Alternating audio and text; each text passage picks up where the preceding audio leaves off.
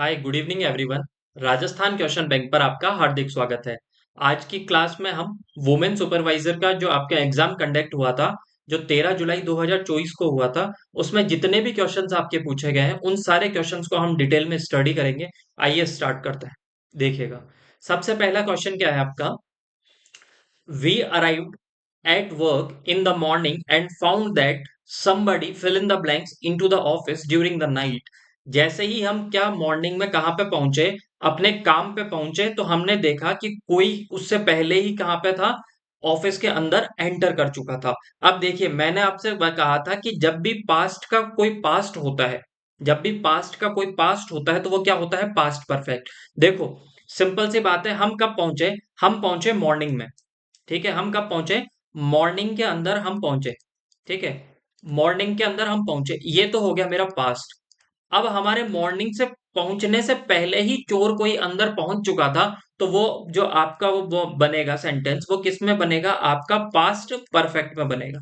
किस में बनेगा, पास्ट परफेक्ट के अंदर। अब इस ऑप्शन दिए गए थे आपको, had broken, has break, has broken, has break, question not attempt. देखिएगा, पास्ट परफेक्ट में हमेशा क्या आता है, तो पास्ट परफेक्ट के साथ में आता है आपके हैड के साथ में वर्ब की थर्ड फॉर्म। क्या आता है, हेड के साथ में वर्ब की थर्ड फॉर्म। तो ऑप्शन नंबर वन यहाँ पे क्या हो जाएगा, सही हो जाएगा। देखिएगा, we arrived at in the morning, we arrived, arrived आपकी क्या है, वर्ब की सेकंड फॉर्म। इसका मतलब हम जब सुबह पहुंचे थे, उससे पहले कोई क्या पहुंच चुका था, वो ऑफिस में पहुंच चुका था। तो पास्ट का भी पास्ट क्या होता है, पास्ट से भी पहले की बात होती है, तो वो क्या होता है, आपका पास्ट परफेक्ट होता है। तो यहाँ पे आपका क्या सही हो जाएगा, हैड ब्रोकन आपका यहाँ पे क्या हो जाएगा, सही हो जाएगा। नेक्स्ट क्वेश्चन देखिएगा, आपका पैसिव से रिलेटेड क्वेश्चन पूछा गया था। क्वेश्चन क्या दिया गया था आपको, the mechanic repaired the car. Mechanic ने क्या की, कार को क्या किया, रिपेयर्ड किया। अब देखो, रिपेयर्ड क्या है, वर्ब की सेकंड फॉर्म। क्या है, वर्ब की सेकंड फॉर्म। मैकेनिक ने कार को रिपेयर किया था, तो ये वर्ब की सेकंड फॉर्म है। और जब भी वर्ब की सेकंड फॉर्म आती है, इसका मतलब ये किसकी बात हो रही है, मेरे पास्ट इंडेफिनेट की बात हो रही है। किसकी बात हो रही है, पास्ट इंडेफिनेट। और पास्ट इंडेफिनेट का यदि मुझे पैसिव बनाना होता है, तो फिर मुझे क्या करना है, वॉज या वर के साथ में क्या लगाना है, वर्ब की थर्ड फॉर्म। वॉज या वर्ब के साथ में वर्ब की थर्ड फॉर्म। अब देखिएगा, यहाँ पे क्या कर रखा है, यहाँ पे विल लगा रखा है, विल भी, इसका मतलब फ्यूचर की बात कर रहा है ये। तो ये ऑप्शन तो आपका क्या हो जाएगा, गलत हो जाएगा। The mechanic had repaired, had के साथ में वर्ब की थर्ड फॉर्म में, इसका मतलब ये सेंटेंस इन्होंने किस में बना रखा है, पास्ट परफेक्ट के अंदर। किसके अंदर बना रखा है, पास्ट परफेक्ट के अंदर बना रखा है। तो ये भी आपके क्या हो जाएगा, गलत हो जाएगा। The mechanic can repair the car, mechanic car को रिपेयर कर सकता है। कैन तो यूज किसके अंदर होता है, कैन यूज होता है आपके किसके, मॉडल्स के अंदर। तो ये आपके क्या है, गलत है। एक ही ऑप्शन आपके था, the car was repaired by the mechanic, the car was repaired by the mechanic. देखो, मैकेनिक ने कार को रिपेयर किया था, तो यहां पे मेरा ऑब्जेक्ट क्या था, कार। ऑब्जेक्ट क्या बन जाता है, पैसिव वॉइस के अंदर सब्जेक्ट बन जाता है। तो कार के साथ में वॉज लगेगा या वर, कार मेरी सिंगुलर है इसलिए मैंने इसके साथ में क्या लगाया था, वॉज। तो द कार वॉज, और उसके बाद में क्या आती है, वर्ब की थर्ड फॉर्म। बाय के साथ में मेरे को क्या लगाना था, सब्जेक्ट मेरा ऑब्जेक्ट बन जाता है। चीजें समझ में आई। नेक्स्ट देखिएगा, how, fill in the blanks, sugar would you like in your coffee, 1 or 2 teaspoon। अब देखिएगा, ऑप्शन मोर तो यहाँ पे बिल्कुल ही गलत हो जाता है। मोर बताता है ज्यादा के लिए। ठीक है, और इस मोर का यूज किसके अंदर किया जाता है, कंपैरेटिव डिग्री के अंदर इसका मोर का यूज किया जाता है। ऑप्शन आपके गलत है। अ लिटिल किसके बारे में यूज किया जाता है, अ लिटिल यूज किया जाता है आपके क्वांटिटी को बताने के लिए। किसको, क्वांटिटी को, क्वांटिटी को बताने के लिए किसका यूज किया जाता है, आपके अ लिटिल का यूज किया जाता है। तो ये भी गलत है। मैनी और मच का दोनों में से देखना है। ये याद रखिएगा, मैनी का यूज कब किया जाता है, देखिएगा, मैनी का यूज किया जाता है किसके पहले, जब आपका नाउन क्या हो, काउंटेबल नाउन। क्या नाउन हो, प्लूरल काउंटेबल नाउन के पहले किसका यूज किया जाता है, आपके मैनी का यूज किया जाता है। क्या नाउन हो, प्लूरल हो, मतलब बहुवचन हो, और उसके साथ में क्या हो, काउंटेबल हो। काउंटेबल का मतलब जिसकी गिनती की जा सके। प्लूरल काउंटेबल नाउन के साथ में किसका यूज किया जाता है, मैनी का यूज किया जाता है। जबकि मच का यूज किसके साथ में किया जाता है, आपके अनकाउंटेबल नाउन के साथ। किसके साथ में किया जाता है, अनकाउंटेबल नाउन के साथ में किसका यूज किया जाता है? आपके मच का यूज किया जाता है। अब देखिएगा, हाउ मच शुगर होगा या हाउ मैनी शुगर होगा? मैनी का यूज तो प्लूरल काउंटेबल नाउन के साथ में किया जाता है, जबकि शुगर क्या है? शुगर मेरा क्या है? ये आपके अनकाउंटेबल नाउन होता है। शुगर क्या है? Uncountable noun. तो मैनी का यूज तो हो नहीं सकता, तो इसलिए किसका यूज होगा? आपके मच का यूज होगा, क्योंकि मच का यूज किया जाता है अनकाउंटेबल नाउन के साथ। फिर भी नहीं समझ आता तो एक एग्जाम्पल देखिए, आपको एग्जाम्पल के थ्रू आपको समझ में आ जाएगा। देखो, मैंने कहा I don't I don't I don't have many friends. मेरे क्या है? ज्यादा फ्रेंड्स नहीं है। अब एक बात बताओ, दोस्त हैं, दोस्त को तो आप गिन सकते हो। फ्रेंड्स क्या है? सबसे पहले फ्रेंड है, मैंने इसके साथ में एस लगा दिया, इसका मतलब ये तो प्लूरल है। क्या है? प्लूरल है, बहुवचन है। और फ्रेंड को तो आप, आपके जितने भी दोस्त हैं, 100 होंगे, 200 होंगे, 1000 होंगे, 10,000 होंगे, 50,000 होंगे, जितने भी होंगे उनको आप काउंट तो कर सकते हो। इसका मतलब फ्रेंड्स क्या हो? काउंटेबल है। इसलिए इसके आगे मैंने किसका यूज किया था? मैनी का यूज किया था। सेम सेंटेंस लेता हूं मैं लिखता हूं, I don't have I don't have much money. ठीक है? या मैं, ठीक है, I don't have much money, मेरे पास क्या है?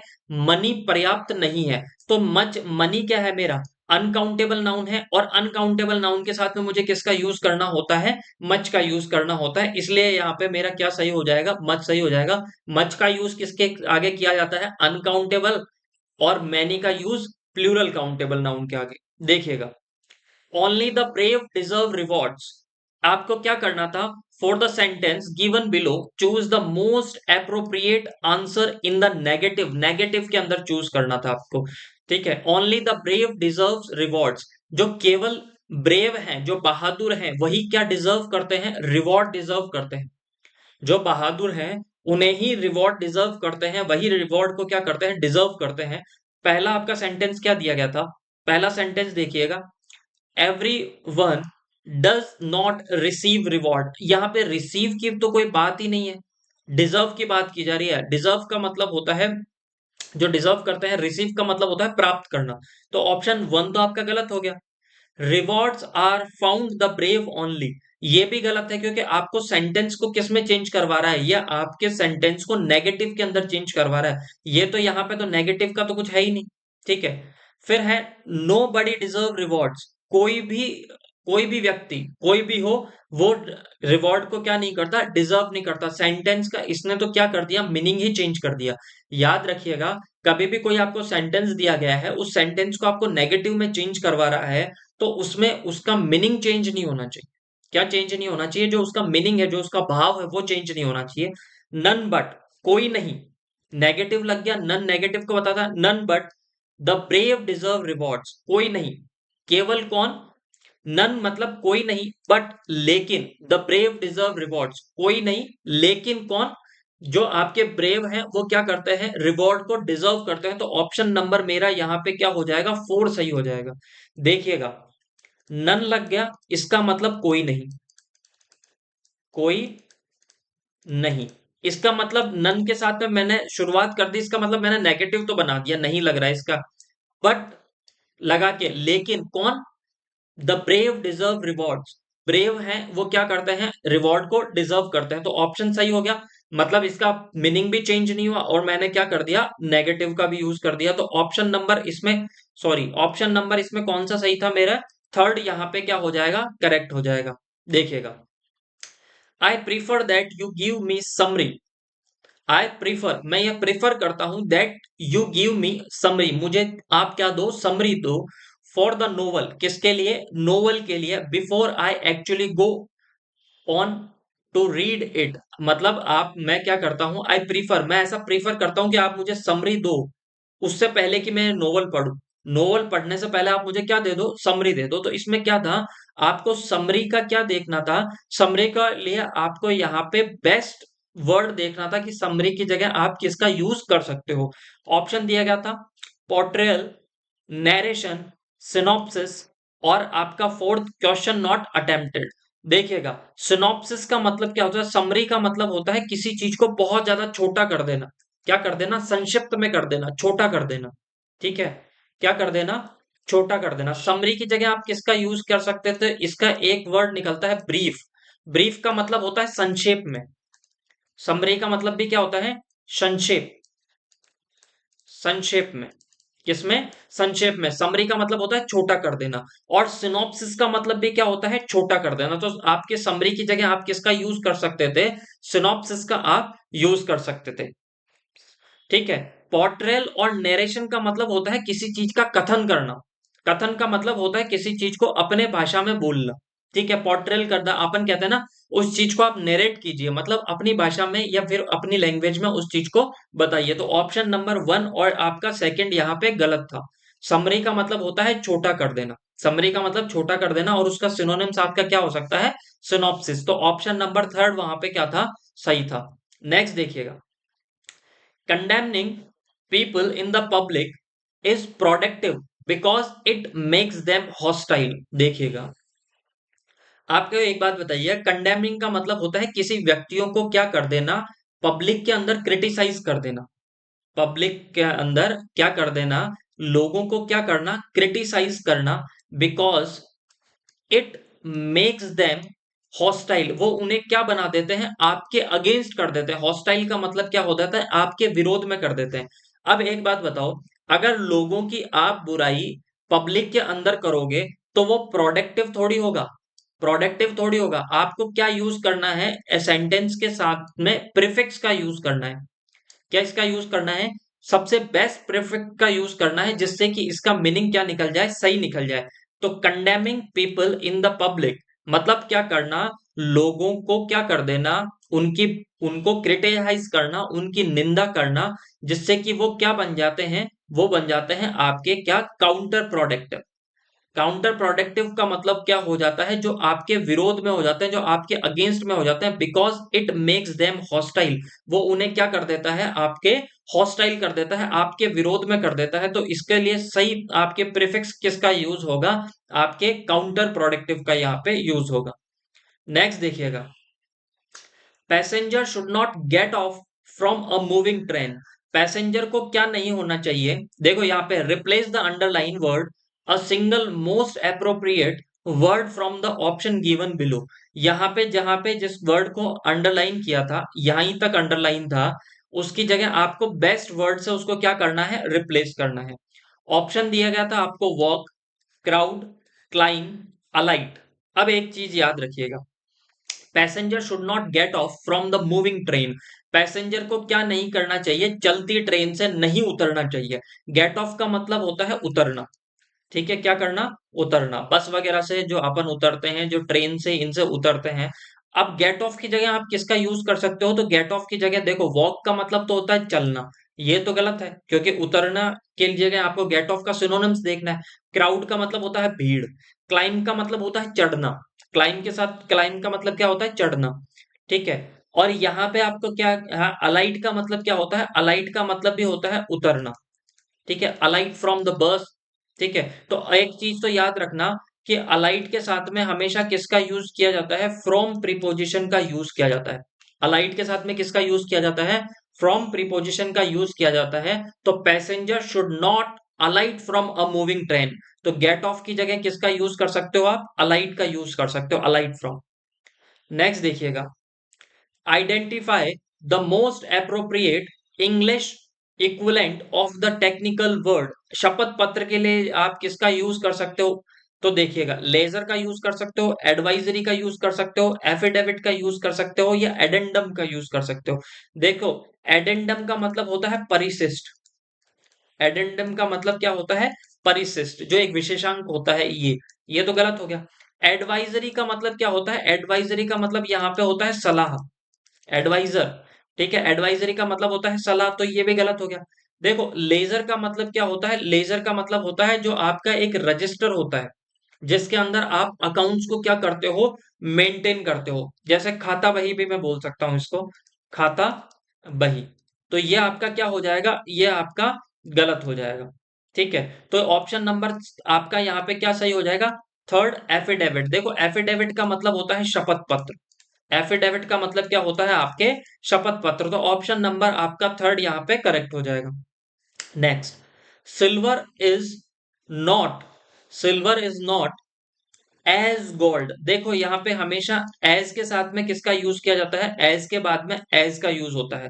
तो देखो मोर एक्सपेंसिव तो नहीं होगा, मोर एक्सपेंसिव का मतलब तो ये होता है कि उससे ज्यादा महंगा है। तो यहाँ पे क्या है, सेंस क्या निकल रहा है सेंटेंस का, silver is not as expensive as gold. Silver उतना महंगा नहीं है जितना कि क्या है, गोल्ड महंगा है। तो यहाँ पे किसका यूज होगा, आपके यूज होगा एज एक्सपेंसिव।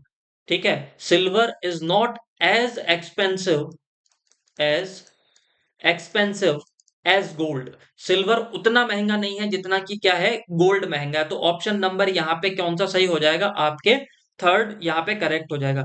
देखो द मोस्ट एक्सपेंसिव का मतलब होता है जब आपको बहुत सारे में से मोस्ट एक्सपेंसिव, देखो मोस्ट क्या है आपके, सुपरलेटिव डिग्री। क्या है, सुपरलेटिव डिग्री में आपके मोस्ट का यूज किया जाता है। द मोस्ट एक्सपेंसिव मतलब जितने भी दिए हैं उसमें से गोल्ड सबसे महंगा है। ठीक है, यहाँ पे तो दो में कंपैरिजन कर रहा है तो कंपैरेटिव डिग्री का यूज होगा। तो एज का, एज कंपैरेटिव डिग्री में यूज होता है। कंपैरेटिव डिग्री के अंदर इसको क्या किया जाता है, कंपैरेटिव डिग्री के अंदर इसको क्या किया जाता है, आपके यूज किया जाता है। तो silver is not as expensive as gold. तो यहाँ पे क्या हो जाएगा मेरे, थर्ड यहाँ पे क्या हो जाएगा, करेक्ट हो जाएगा। एज का यूज कंपैरेटिव डिग्री में यहाँ पे यूज किया जाता है।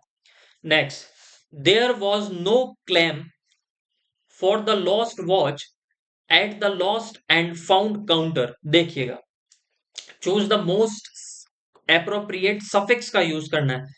एबल होगा, मेंट होगा, एंट होगा या आइबल। तो यहां पे किसका यूज होगा, एंट का यूज होगा, क्लेमेंट।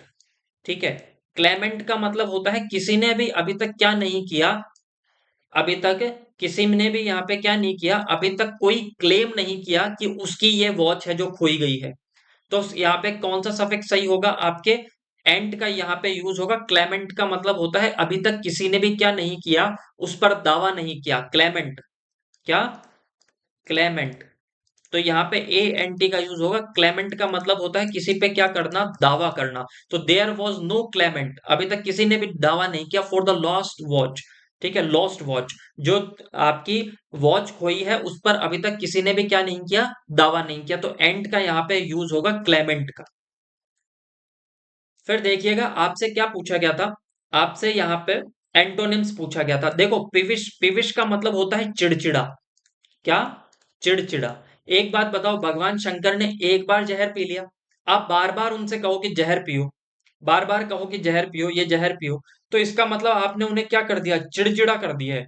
भगवान शंकर भी क्या हो जाएंगे, चिड़चिड़े हो जाएंगे। बार बार विष पीने को कह रहे हैं हम, तो पिविश हो जाएंगे, चिड़चिड़ा। चिड़चिड़ा का आपको क्या देखना था, सिनोनिम्स आपको देखना, सॉरी एंटोनिम्स आपको देखना था। तो इसका एंटोनिम्स क्या हो जाएगा आपका, इसका एंटोनिम्स हो जाएगा जेनियल। जेनियल का मतलब होता है हंसमुख। क्या हो जाएगा, जेनियल का मतलब होता है हंसमुख। अब जेनरस का मतलब होता है उदारवादी। क्या होता है, उदार, जो क्या होता है बहुत ज्यादा क्या करता है, किसी की हेल्प करता है, उदारवादी होता है। ठीक है, इसका एंटोनियम्स हो जाएगा आपके स्टिंजी। स्टिंजी का मतलब होता है कंजूस। जो आपके जेनरस आदमी होते हैं वो अपनी चीजें आसानी से किसी को दे देते हैं, कंजूस नहीं देते। तो इसका विलोम शब्द क्या हो जाएगा, एंटोनियम्स हो जाएगा आपका स्टिंजी। अब देखिए आपसे एक है लेटेंट और एक है वैनिटी। एक तो क्या था आपका लेटेंट, और एक क्या है, वैनिटी। देखो वैनिटी का मतलब क्या होता है, वैनिटी वैन देखिए आपने, वैनिटी वैन जिसके अंदर कौन बैठते हैं, हीरो वगैरह बैठते हैं। कौन बैठते हैं, हीरो बैठते हैं, हीरोइन बैठते हैं। जैसे ये हीरो और हीरोइन वैनिटी वैन में बैठ जाते हैं तो इनमें क्या आ जाता है, घमंड। तो वैनिटी का मतलब होता है घमंड, और घमंड का आपको एंटोनियम्स है तो ह्यूमिलिटी। ह्यूमिलिटी का मतलब होता है मानवता, जो डाउन टू अर्थ होते हैं, जिनमें घमंड नहीं होता। ठीक है, तो ऑप्शन इसका ये ह्यूमिलिटी सही हो जाएगा। और लेटेंट, लेटेंट का मतलब क्या होता है, लेटेंट का मतलब होता है अप्रकट करना। मतलब किसी के सामने अपने मन की बात नहीं बोलना, प्रकट नहीं करना। तो इसका ऑपोजिट क्या हो जाएगा, एपेरेंट। अपीयरेंस से याद कर लेना, इसका मतलब हो जाता है प्रकट। इसका मतलब क्या हो जाता है, प्रकट। अब देखिएगा इसमें से, तो पीविश का ऑप्शन नंबर कौन सा सही है, तो पीविश का यहाँ पे सही है सी। ठीक है, ए का कौन सा होगा, आपके ए का ऑप्शन नंबर 3 यहाँ पे सही होगा। तो ए का 3 यहाँ पे दिया गया था, तो यहाँ पे ये आपका क्या हो जाएगा, सही हो जाएगा। पेविश का, सॉरी, पेविश का यहाँ पे जेनियल यहाँ पे लिख देता हूँ, 1 2 3 और ये 4। ठीक है, तो पेविश का तो कौन सा सही था? पेविश का आपके सेकंड सही था। ऑप्शन नंबर आपके कौन सा सही हो जाएगा? ऑप्शन नंबर 1 आपका यहाँ पे क्या हो जाएगा? करेक्ट हो जाएगा। तो आज की क्लास हम यहीं पे समाप्त करते हैं। अगर आपको क्लास अच्छी लगी है तो ज्यादा से ज्यादा शेयर कीजिए, सब्सक्राइब कीजिए। Thank you so much, bye bye and take care.